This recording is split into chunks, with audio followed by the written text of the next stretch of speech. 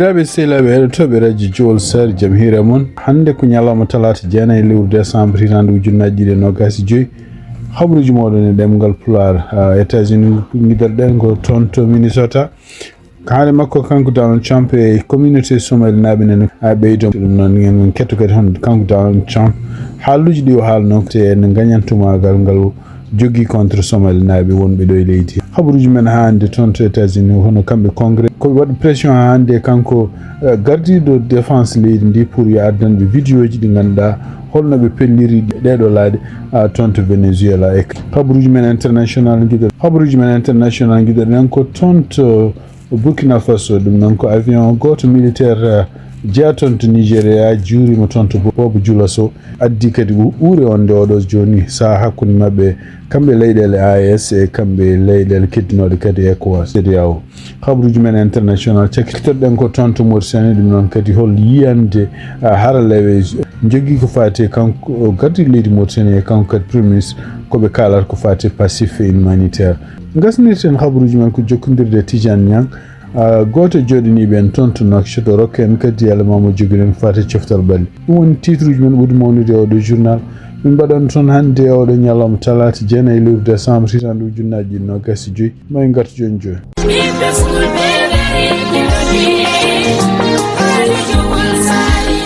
radio Jowol Sare International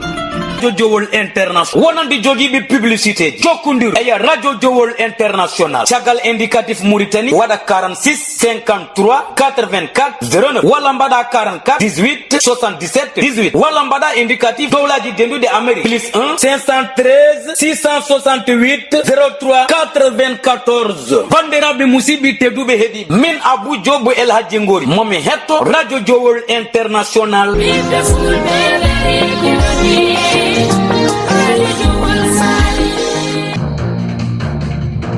bandiraɓe sehilaɓe toɓe radio Jowol Sar jamhire mon en garti hande oɗo ñalawma talata jeenayi lewru décembre hitande ujunnaje ɗiɗi e nogas e joyyi habruji moɗon ɗemgal habruji États-Unis guiɗoɗen ko toon to Minnesota ɗum noon e wayno ko Donald Trump mon continue hande haare makko contre communauté somali naaɓe wonɓe ɗo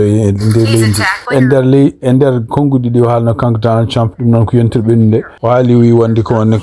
wona kanko wona korsinɗo somali naaɓe o wona kadi jiɗɗo wonde ɓeɗo somali naaɓe gona ɗo e leydi e kadi yimɓe ma mbi wonde ko haalata ko hunde nde fotani haalde tawde ɗum ɗo ko hunde nde respectande droit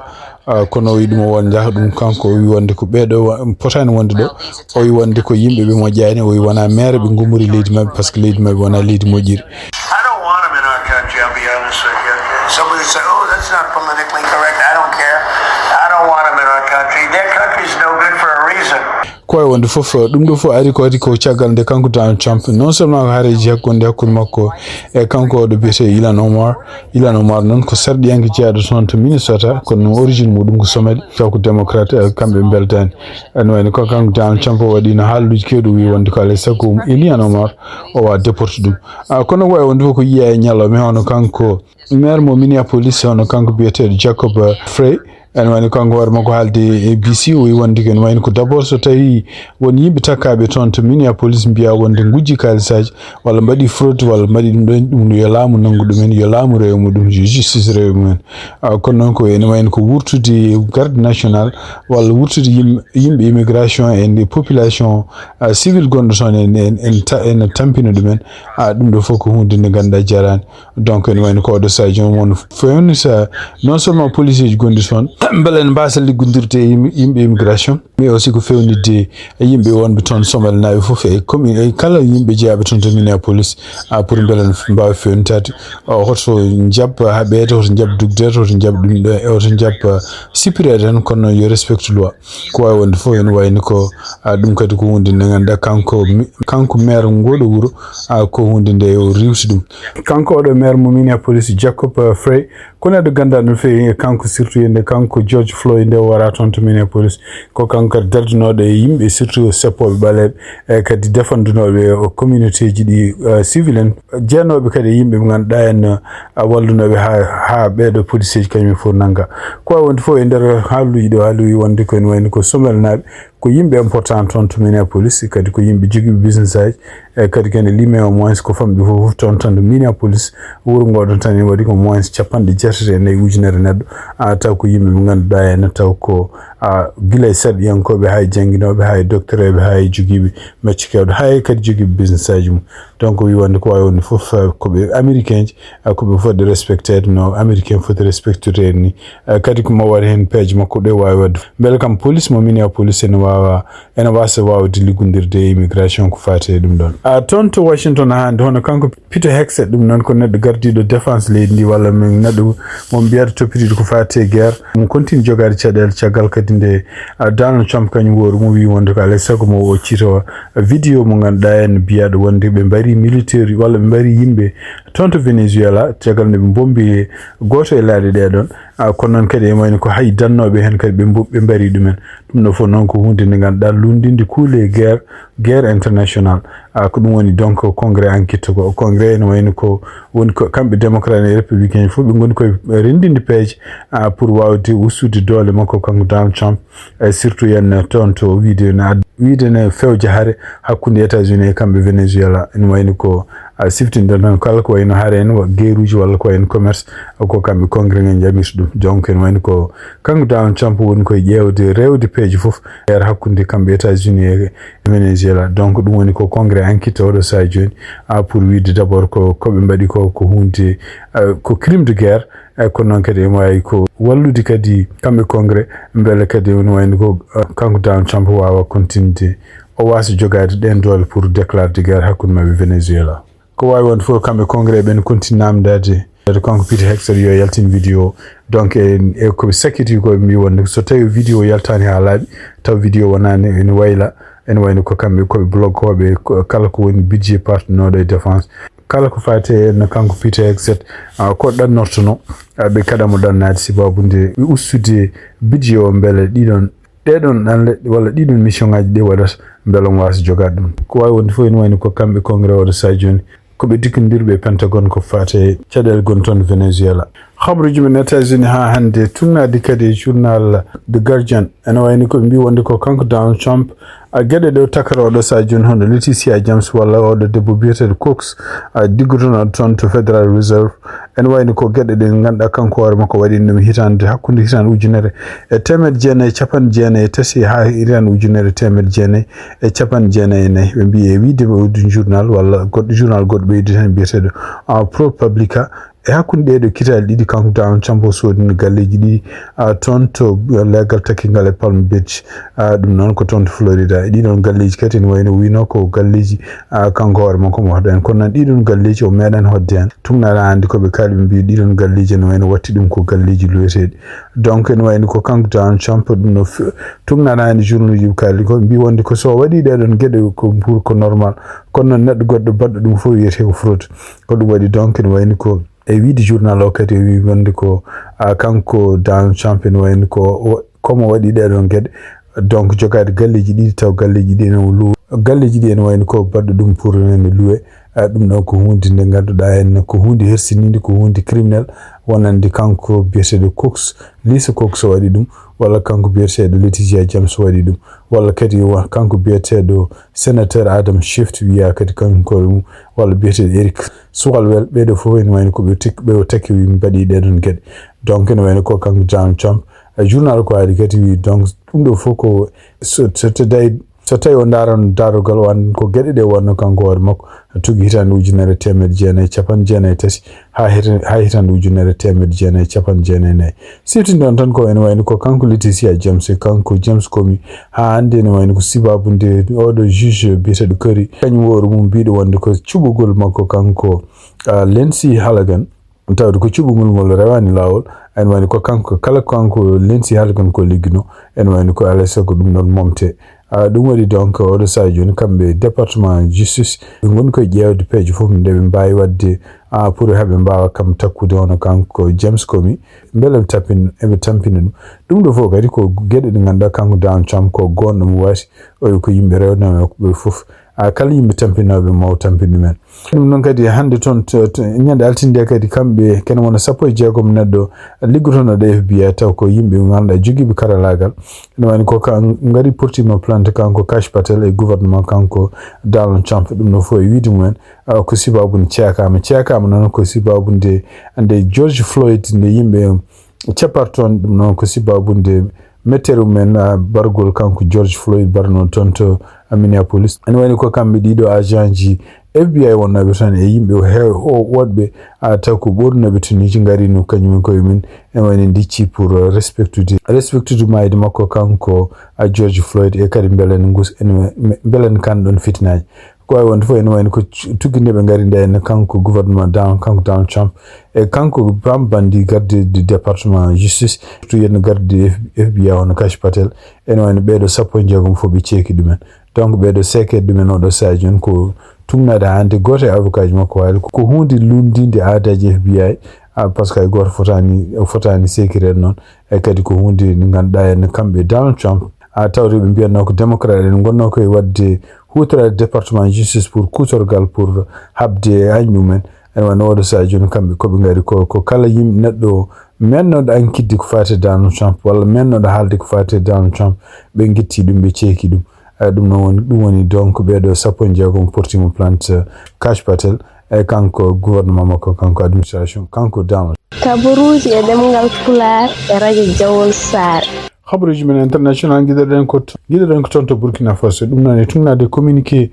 bindaɗo taw janggi ɗum ko kanko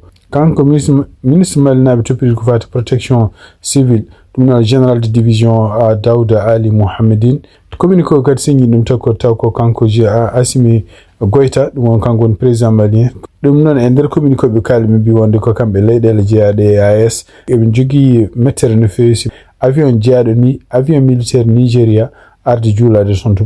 juuri toon to Bobo Dioulass taw ala autorisation ɗum noon ko wawi wiide fof wonde ko ɗum ɗo kadi ko hunde nde ganduɗa kamɓe leyɗele jeeyaɗe Sahel ɓe beltaki hen siftinde on tan ko AS ko tawni jeeya hen Burkina Faso Mali ene wonde Niger en wayni kadi koɓe yaltuɓe nder koɓe yaltuɓe fedde CEDEAO noon ma won joni hitande sibabude wasdeɓe weltade gueɗe ɗe ganduɗa en wasdeɓe weltade surtout enen hono kamɓe CEDEAO holno réaction ngaji ɓe mbaɗi caggal nde kuddita mbaɗa toon to Mali toon to Burkina Faso toon to Niger tugnade hande réaction hono kanko porte parole hono armée de l'air tugnade konngol gumigol toon to kanko porte parole armée de l'air Niger en hono kanko biyeteɗo Ehimen Ejedam o wonde ene wayno ko oɗo avion umino ko wonno ko yaade mission muɗum toon to Portugal ɗum noon ko avion biyeteɗo C130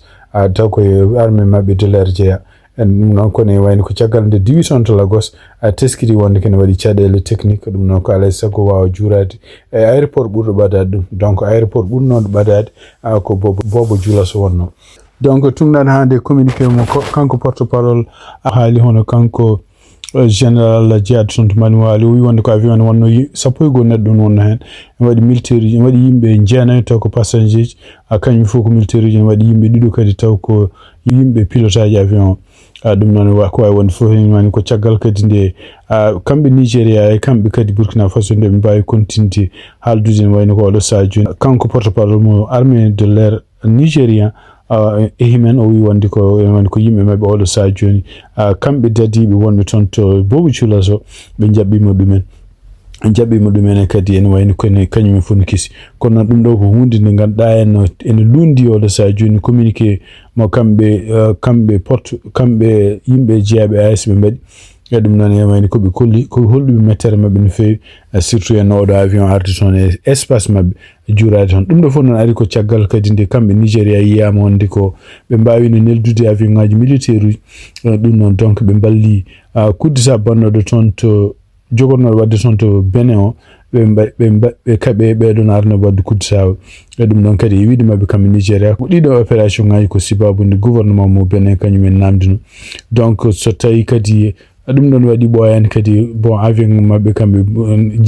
juurima toon to Burkina Faso ene wayno ko kamɓe leyɗele Sahel eɓe jogui oɗo saha joni sikkitere ha hande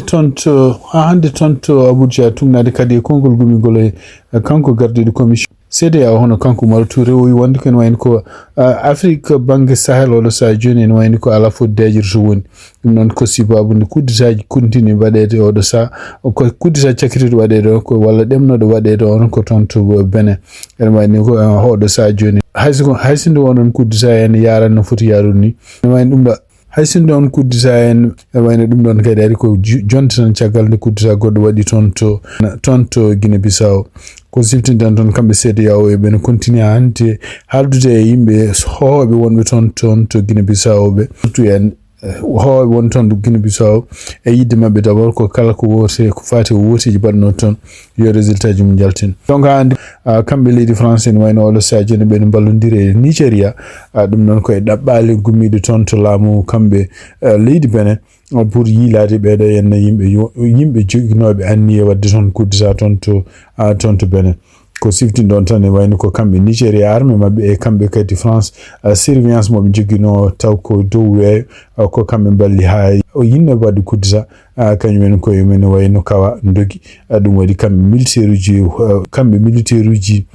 militaire uji wondunoɓe président mo Benin o en wayno ko kamɓe ɓe mbawi artude ɓe kefta nokkuji mabɓe ko wawi wonde fof oɗo kuddita hande nan continue ƴeewe hol waɗɓe ɗum kamɓe fof ɓe nanngaka taw kono noon won fuɗɗiɓe hen nanguede tugnade hande radio France International toon to Sénégal toon to UCAD ɗum noon ko université Cheikh Anta Diop ono kamɓe étudiant ji en wayno oɗo saji ɓe mbawi jabde ummade e grève moɓe gonno siftinde on tan ko grève o waɗino surtout yen yontere ɓennude waɗino yimɓe gañiɓe no fewi hakkude donc altine e alarba ɓennuɗo ɗum noon wayno ko étudiant ji ken won sappo e ɗiɗi au moins étudiant gañima hen ɗum ɗo fof noon ari ko caggal nde kamɓe étudiant ji ɓe continue ɗaɓɓude yoɓe jooɓe kalisaji mabɓe surtout ko fawi bourse hitande ujunnaji ɗiɗi nogas ne hitande ujunnaji ɗiɗi nogas joyyi kono noon e wiide wonde kanko ministre toppitiɗo ko fate bourse uji o walla responsable bourse uji mi wonde ko ɓeɗon ɗaɓɓoɓe yo jooɓe ɗiɗon kalisaji en wayno ko kañumen koyemen bindunoki kono noon e wayno ko kamɓe toppitiɓe ko fate bourse uji hitande ujunere e nogas e joyyi ha hitande ujunere e nogas jeegom ɓe puɗɗima daje yaltinde on kalis ko wawi wonde foof andaka holko woni nanodiral gongal hakkude mabɓe kamɓe étudiant ji oɗo sa joni e kamɓe kadi laamu ngu kono noon e wayno ko oɗo ñalawma kamɓe dartini grève uji mabɓe toon to université Cheikh Anta Diop toon to Sénégal hande tugnadi kadi habaruji bindaɗi toon to Sénégal ono kamɓe APR ɓe mbawino rendude samedi 6 lewru décembre hitande ujunnaji ɗiɗi nogas joyyi toon to Louga ɗum noon dendugol mabɓe kadi koye nder gardigo kanko biyeteɗo Mberi Silla ɗum ɗo fof ko caggal nde batu secrétariat exécutif départemental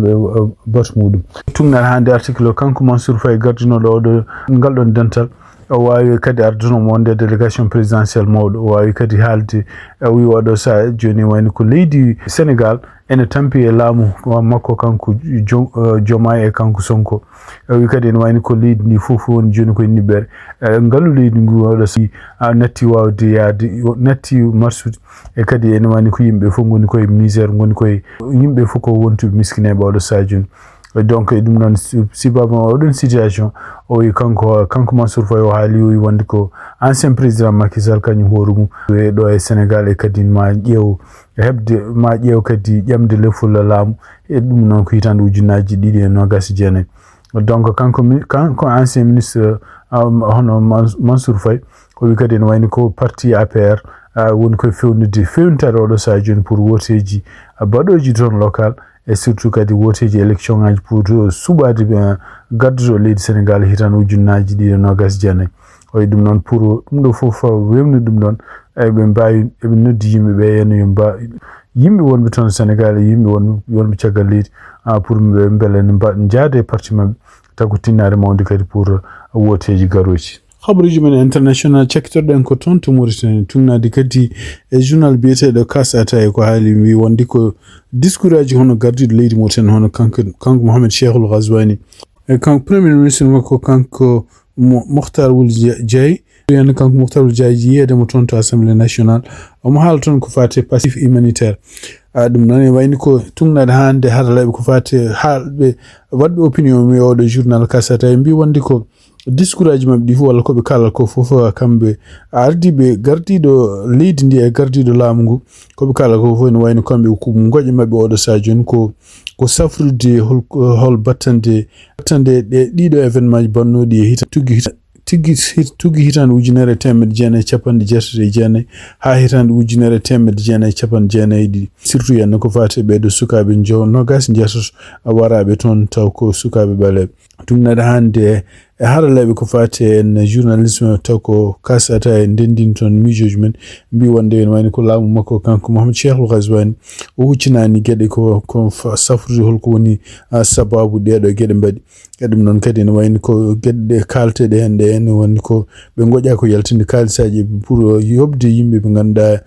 courage men baram la worbe men wala bibi men e ged bannon ngoja ko jewde kadi surtout yen so ruttade gede bannode don surtout yimbe yaltinobe leydi Mauritanie taw ko jaltinira ko sibabunde lanyama kaaki men wala jawdi men wala leydelu men ko woni fo en wayni ko kambe ko be kali e tunnaade caggal nde ɓe keɗi discourage makko kanko Ghazwani e kanko kadil Diaye wonde ko ɓe mbi wonde ko ɓeɗo laamu ngu Mauritanie oɗo sadio en woƴa tan ko wadde maslaha beele kala ko woni battande ɗiɗo événement bannoji beele ne réglé ko jaɓani haalde holko woni sababu ɗiɗo toñengueji mbaɗi siftin ɗon tan ko ñande 27 lewru octobre tan ujunnaji 25 laamu ngu kadi ne wayno lollini toon ɗo ñalam burgo ñalama manitare ko noon ne wayno kadi yimɓe ɓe ganduɗa en kañumen koyen koreji men ko waraɓe walla lebtaɓe walla continue men lebtede oɗo saha joni toon to Mauritanie tunnadi kadi no mbiyata ko fate leñam lañumago gongu toon ne wayno ko jiyama yimɓe hewɓe nanga toon taw koye caggal ne mbaɗi seppoji ɗiɗon seppoji noon seppoji jamiraɗe ɗum ɗo fof noon ko gueɗe ɗe ganduɗa kadi tungana hande haraleɓe ɓe ko kaali ɗum ɗo kadi hunde lutodirɗe oɗo saha joni holko laamu mabɓe yamiri tawde kadi won kuule baɗade toon seppoji jamira holko woni sababu ɓeɗon yimɓe noon konti nangude yimɓe noon taw yimɓeɓe kadi namdoto tan ko yo gonga waɗe yo justice waɗe e kadi yo kalane gonga holno koreji men bartira bandiraɓe sehilaɓe heɗotoɓe radio Jowol Sare ma jokkodirde joni Tidiane Niang o wawa rokkude page mo joguinen fate cewtal Tidiane Niang bisimilla jam hira mon musidɓe tedduɓe hettiyankoɓe haalirde radio Jowol Sare gadorɗen kabaruji men cofsal ɓaali koye nder leydi Mauritanie jencudi championnat mo leydi Mauritanie Super D1 kihiɗe hande to stade Cheikha Boydi ASC Douane kañum heeɓi polgue yesso kipu Nakshot mo académie taw ko logginayi loggi ɗiɗi ñalawma ɓawo janggo ne hawroy 11 lewru décembre hitande ujunnaji ɗiɗi e nogas joyyi so woni 16h GMT to stade municipal mo Nouadhibou ASC Sini ma hiwdire kipu FC Nouadhibou ko sitinde bandiraɓe kihiɗe hanki to stade Cheikha Boydi FC Tabrak Zene kañum hiwdirno équipe Inter mo Nakshot potel ngal way gase ko ɗeki en partout classement championnat mo leydi Mauritanie ardi ɗum ko ASC Douane en jogui 20 points ɗiɗaɓo ko kipu ASC Pompier en jogui 16 points tataɓo ko kipu FC Zaydane en jogui 14 points uddidogol woni le deux relégable 14e ko kipu FC Lixar ala e toɓɓere wotere woni 13e ko Inter mo Nakshot en jogui 6 points ha jom fate kabruji coftal ɓalle nder leydi Mauritanie caggal ñalngu arbaneji ko fate championnat foot hitande ujunnaji ɗe nogas joyi hitande ujunnaji ɗe nogas jeegom andamo deuxième journée jogor juude ko ñalawma seɗɗa hawray 13 lewru décembre hitande ujunnaji ɗe nogas joyi en waɗi potitte gadorɗen ko poule B so woni 15h GMT dawlel ma hiwdere kipu Lig Seyba 15h40 GMT Sintiane Jama ma hiwdere kipu Dubango 16h20 GMT Tekan ma jabbo kipu Mbagn 17h GMT Jingue ma hiwdere kipu Jowol 17h40 GMT Falakome ma hiwdere kipu Saye Didala woni deuxième journée so woni 18h20 GMT kipu Njorol ma hiwdere kipu Thidé 19h GMT kipu Sorimale ma hiwdere kipu Dubango 19h40 GMT Bogué Escale ma hiwdere kipu Rindiaw 20h20 GMT kipu Bogué Basse ma hiwdere kipu Hayre Mbar Pocal Saken ñalawma 7 lewru décembre hitande ujunnaji ɗe nogas joyi so woni 21h GMT Ganki Jeeri ma hiwdere kipu Garlol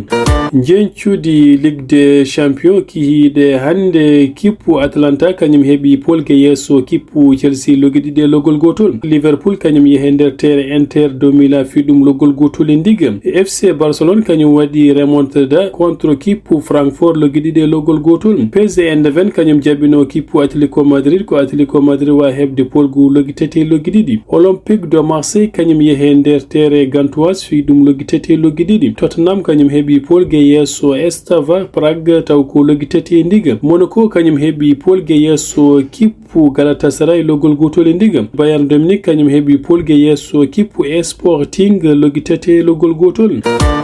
Ligue des Champions en jokki nyalawma jang woni 20h GMT. Bayern Leverkusen ma hiwdir kippu Newcastle. 20h GMT Real Madrid ma hiwdir kippu Manchester City. Atletico Club Bilbao ma hiwdir kippu Paris Saint-Germain woni 20h GMT. Club Brugge ma jabbo kippu Arsenal. 20h GMT Benfica ma hiwdir kippu Napoli. Kabruji men coftal bayli ko do kaade en calmini hettiyankoɓe haalirde radio Wolto Mbawi wonde fof.